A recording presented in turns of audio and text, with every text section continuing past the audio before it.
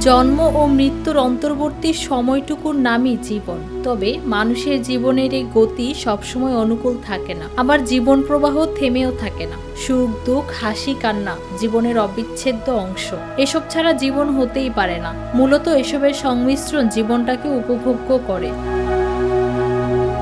মানুষের জীবন সামান্য কদিনের হলেও অমূল্য। হয়তো এজন্য পথ চলায় হোঁচট আর ব্যথাগুলো চোখে আঙুল দিয়ে বুঝিয়ে দেয় জীবনের মূল্য, শিক্ষা দেয় আঘাতগুলোকে শক্তিতে পরিণত করে ত্যাগী ও উদ্যমী হতে।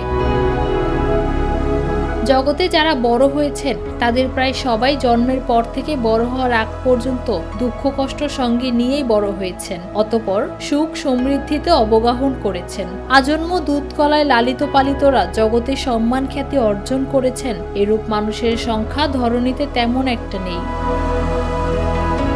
জীবন ঘুড়ির সুতো, আমাদের হাতে নেই, মহান প্রভুর হাতে। আল্লাহ তাআলা আমাদের বিভিন্নভাবে পরীক্ষা করেন। সেসব ক্ষেত্রে ধৈর্যহারা না হয়ে সবার সঙ্গে ঈমান ও তাকদীরের উপর অটল অবিচল থেকে দৃঢ়পদে অগ্রসর হয় মানুষের কাজ ও কর্তব্য। দুঃখ কষ্ট বিপদ আপদ ব্যথা বেদনা এসবের সমন্বয়ই জীবন। যারা এগুলোকে আল্লাহর ইচ্ছা মনে করে ধৈর্য সহ টিকে থাকতে পারেন তারাই সফল হন।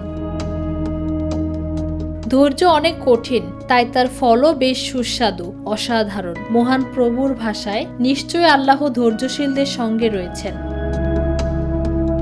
সহিহ বুখারী ও মুসলিম হাদিসের আলোকে হযরত রাসূলুল্লাহ সাল্লাল্লাহু আলাইহি ওয়াসাল্লামের কথা, ধৈর্যের চেয়ে উত্তম ও ব্যাপকতর কল্যাণ কাউকে দেওয়া হয়নি। সবরকারীদের জন্য এর চেয়ে উত্তম প্রতিদান, মূল্যবান পুরস্কার, আশার বাণী আর কি হতে পারে।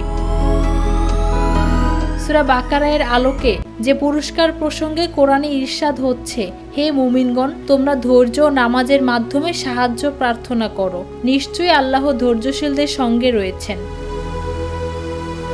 কোরআনে কারিমের অন্যত্র আরও ইরশাদ হয়েছে, অবশ্যই আমি তোমাদের পরীক্ষা করব কিছুটা ভয়, ক্ষুধা, মাল ও জানের ক্ষতি ও ফল ফসল বিনষ্টের মাধ্যমে। তবে সুসংবাদ দাও সবরকারীদের। যখন তারা বিপদে পতিত হয় তখন বলে, নিশ্চয়ই আমরা সবাই আল্লাহর জন্য এবং আমরা সবাই তারই সান্নিধ্যে ফিরে যাব। তারা সে সমস্ত লোক যাদের প্রতি আল্লাহর অফুরন্ত অনুগ্রহ ও রহমত রয়েছে এবং এসব লোকই হেদায়েত প্রাপ্ত। ফৌজিয়া আক্তার, নিরপেক্ষ নিউজ ডেস্ক।